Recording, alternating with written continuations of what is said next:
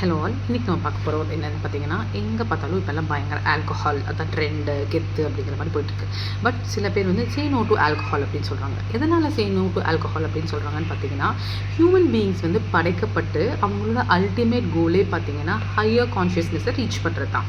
Higher conscious அப்படின்னா என்னென்னா, இது வந்து நம்மளுக்கு டிவினிட்டி, அதாவது நம்மளோட கடவுள்களுக்கு மட்டுமே இருக்கக்கூடிய ஒரு ஆக்சஸ். அதாவது நம்மளுக்கு வந்து ரொம்ப சின்ன ஆக்சஸ் தான் இருக்குது. நம்ம லைஃபு நம்ம மனசில் என்ன இருக்குன்னு நமக்கு தெரியுமே தவிர, நம்ம கூடயே இருக்கிறவங்க, நம்ம குழந்தைங்க, பேரண்ட்ஸ், நம்ம பார்ட்னர்ஸ், அவங்க மனசில் என்ன இருக்குதுங்க கூட தெரியாது. அதுதான் அவ்வளோ சின்ன நிலையில தான் நம்ம இருக்கோம். இதை நம்ம ஒத்துக்கணும். இதே ஹையர் கான்ஷியஸ்னஸில் இருக்கிற கடவுளுக்கு வந்து ஈகிள்ஸ் வியூ எல்லாமே தெரியும். ஏன்னா என்ன நினைக்கிறேன், என் மனசில் என்ன இருக்குது, என் ஹஸ்பண்டு, என் அம்மா அப்பா, இந்த கம்யூனிட்டியே என்ன நினைக்குது அப்படிங்கிறது தெரியும். அது வந்து ஒரு ஈகிள்ஸ் வியூலேருந்து பார்க்குறாங்க, காட் அப்படிங்கிற ஸ்டேட்டஸில் இருக்கிறவங்க. நம்மளுக்கு வந்து சிக்கன்ஸ் வியூ தான் இருக்குது. இவ்வளோ தான் நம்மளுக்கு தெரியும், இதை தாண்டி நமக்கு தெரியாது. ஸோ இந்த லைஃபோட ஸ்ட்ரகிளே என்னன்னு பார்த்தீங்கன்னா, லைக் நம்ம சென்சஸ் எல்லாம் நல்லா யூஸ் பண்ணி அதை வந்து மலிங்க செய்கிற மாதிரி நிறையா விஷயங்கள் இருக்குது. நிறைய ஸ்டிமுலன்ஸ்ன்னு சொல்கிறாங்கல்ல, ஓவராக சாப்பிடக்கூடாது, அளவாக சாப்பிடணும்னு சொல்கிறாங்க. எதுவுமே ஓவராக பண்ணக்கூடாது. ஒரு நடுநிலை வகிக்கிறது ரொம்ப முக்கியம். எக்ஸ்ட்ரீம்ஸுக்கு போகக்கூடாது, பைப்போலார் அப்படின்னு சொல்கிறாங்க இல்லையா.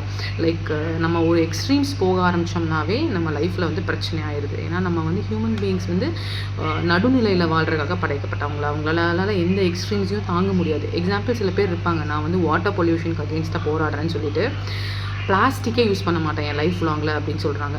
என்னோடய ஃப்ரெண்ட் கூட ஒருத்தங்க அப்படி இருக்காங்க. ஏன் அப்படி இருக்கீங்கன்னு கேட்டால், என்னால் 2 கப்பை கம்மி பண்ண முடியும்னா நான் இந்த சொசைட்டிக்காக அந்த 2 பிளாஸ்டிக் கப்பை கம்மி பண்ணி கொடுக்குறேன் அப்படின்னு சொல்கிறாங்க. பட் நீங்கள் வந்து ஒரு ஹையர் பாயிண்ட் ஆஃப் வியூவில் யோசிச்சிங்கன்னா, அந்த 2 கப் உண்மையாலுமே இம்பாக்ட்ஃபுல்லாக இருக்குமா? நீங்கள் வேறு எப்போவாது உங்கள் 2 வீலர் எடுத்துகிட்டு போகலாம், கார்பன் எமிஷன் இருக்கலாம். ஸோ அதுவும் இதுவும் காம்பன்சேட் ஆகுதா இல்லையான்னு இந்த கேல்குலேஷன்லாம் நம்மளால் போட முடியாது. நம்மளை ஹியூமன் லோடு ரொம்ப ஜாஸ்தியாயிரும்.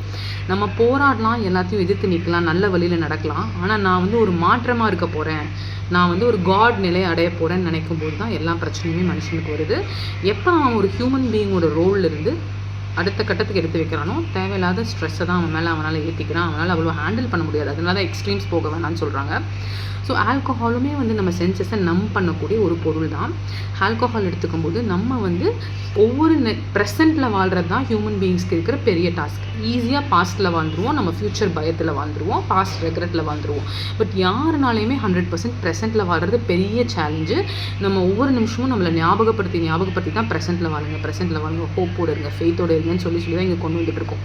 ஸோ அப்போ நம்ம ஆல்கஹாலில் இண்டல்ஜ் ஆகும்போது இந்த ஹையர் கான்ஷியஸை ரீச் பண்ணுறது, நம்மளோட எல்லா சென்சஸையும் ஈஸியாக மலிங்கப்படுத்துறது. அதனால தான் வேணான்னு சொல்கிறாங்க. Say no to alcohol if you want to Excel.